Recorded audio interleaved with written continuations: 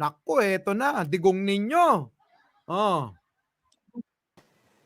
The way he gaslights, kung ano siya, yung ginagawa niya, I-project niya sa... project niya sa iba at sinasabihin niya siya yung galit doon.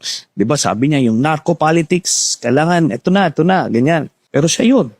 He is the ultimate narco politician and he was the president at the same time. Ngayon, ito yung sinasabi nila na, okay na yun na makokontrol yung situation. No. These are triad people. They don't stop. They didn't stop nung huminto yung presidency ni Duterte. Correct. Oh, sige, tuloy mo na. And even nung president siya, hindi niya na makontrol to kasi ano na sila eh. Kumaga mafia family sila.